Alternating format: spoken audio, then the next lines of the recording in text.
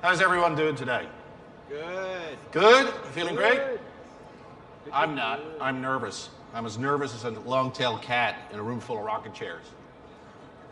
But the reason I'm nervous may be not what you think. I'm nervous about the future of transportation in our cities. You see, cities are growing rapidly, and by that I mean exponentially. And it's becoming tougher for city planners to make the right choices around which policies and which technologies they choose to help solve congestion and emissions in cities. Now, recently, Ricardo's worked with a consortium of European cities to help devise a tool that makes it easier for city planners to make good decisions. What I'm nervous about is that we're not doing the same thing here. And what I'd really like to see is how we collaborate together to make the right choices in US cities as well. Many of you are OEMs and Tier 1s, so why should this matter to you? Well, the fact is, as urban planners make these choices, they affect the types of vehicles that people buy, and also maybe even the types of vehicles that are going to be allowed to drive on streets. So let's all buckle up and let's take a tour around city planning. We're becoming a society of city dwellers. And for that to happen, we need to make sure that as we move towards cities and as we embrace cities, we're able to move around freely and we've got clean air to breathe. A watershed mark happened last year. Over 50% of the world's population are now living in cities and urban centers. And by 2040, it's projected that almost 2/3 of the population will be living and moving around cities. Just think about that. By 2040, there's going to be 9 billion people on the planet. And that means there's about 6 billion of us going to be moving in and around cities. So can you imagine what sort of challenges we're going to face? How do we move this many people in and around cities without getting into total gridlock? It's going to become a real challenge, and perhaps the car is not going to be the only option.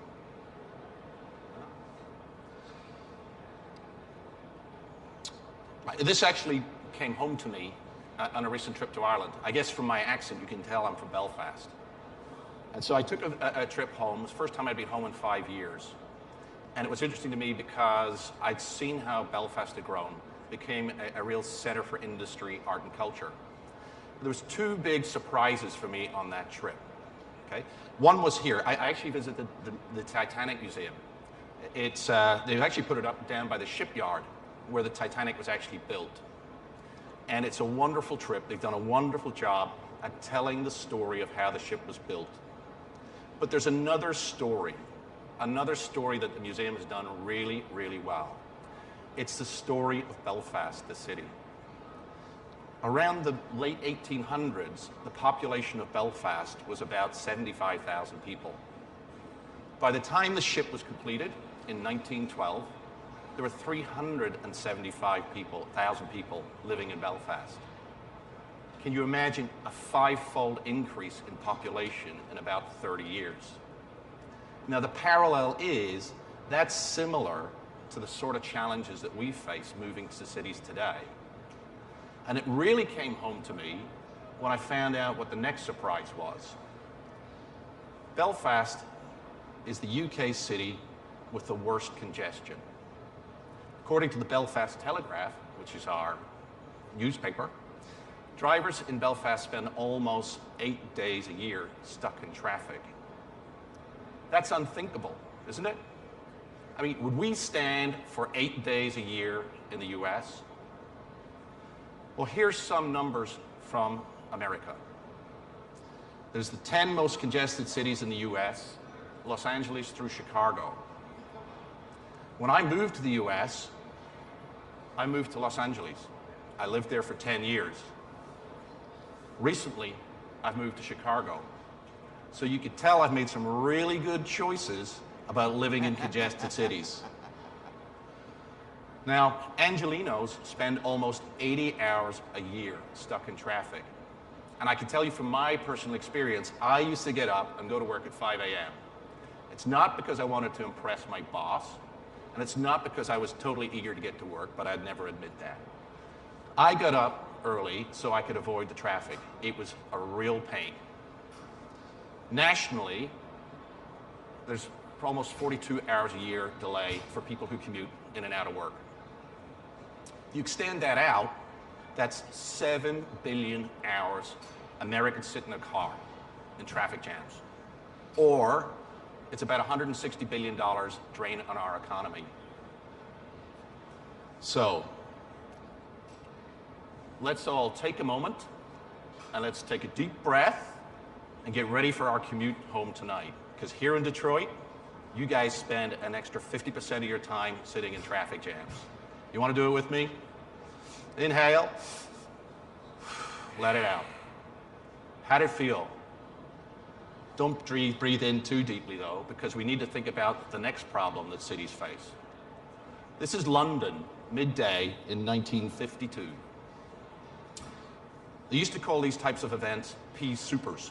And that's because the air was so thick, it was like a pea soup. You couldn't see your hand in front of your face. I'm a big fan of fun facts, but here's some not so fun facts. That week in London, 4,000 people died due to poor air quality. And in the following weeks, another 8,000 people died. Globally today, almost 7 million people die each year due to poor air quality. And that's more than malaria and HIV combined. It really makes you think about those numbers and put them in perspective. Here's Beijing today. People always use this as the poster child of poor air quality. But even today, Beijing is not actually the city with the worst air quality problems. It's actually New Delhi now. Even in Europe, cities in Europe have had long histories of issues with poor air quality. Recently, the French Prime Minister made a historic announcement about France's long policies on promoting diesel vehicles in French cities. He said it was a huge mistake.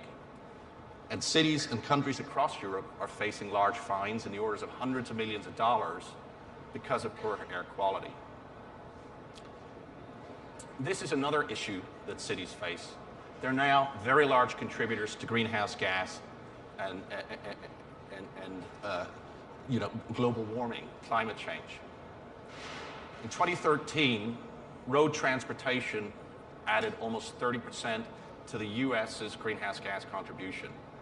That's only second to power generation. So we need to do something now to help our cities become more sustainable and less contributors to greenhouse gas emissions. So it's not that there's any shortage of good ideas about how to get clean transportation into our cities. The challenge always is, how do city planners integrate those? How do these great technologies go hand in hand with integration strategies to make the work in our cities, to make us more movable around cities and also keep our environment clear? We really need a better crystal ball to help us figure out what the implications of these technologies are. And preferably not a crystal ball that's fogged up with NOx or CO2. There are lots of technology choices out there, and many of these you guys will recognize, okay? And you could probably think of lots more that people can use to make clean cities. At college campuses and in downtown cities, people are looking at bike sharing schemes. We're looking at bringing more alternate fuels into cities for cleaner environments, promoting electric vehicle charging, maybe even hydrogen for all you fuel cell fans. But then there are newer technologies, and we need to figure out how they are going to integrate with cities today. So connected vehicles is something that's a really hot topic here, but how are they going to be applied in cities? Vehicle to infrastructure communication, how are we going to use it so it helps the driver figure out a less congested route in a city? Or even how are you going to find that elusive parking space so you don't have to go around the block 3 or 4 times and add to congestion? And then there's vehicle-to-vehicle communications as well to make a safer city. How do we plan for perhaps pedestrian-only zones where we promote people walking in cleaner environments, and where would we put them? And then how do we encourage more people to get into public transportation to make those trips to and from the office? And of course, there's all the buzz around autonomous vehicles. How are they going to make it better for cities to promote mobility and reduce emissions?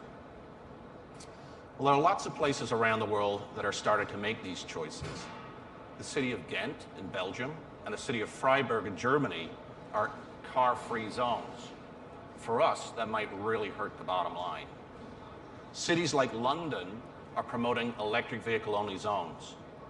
But cities like London are large. They've got great resources, and they have sophisticated models of how to plan their cities, and they understand what the implications of technology choices are going to be. The problem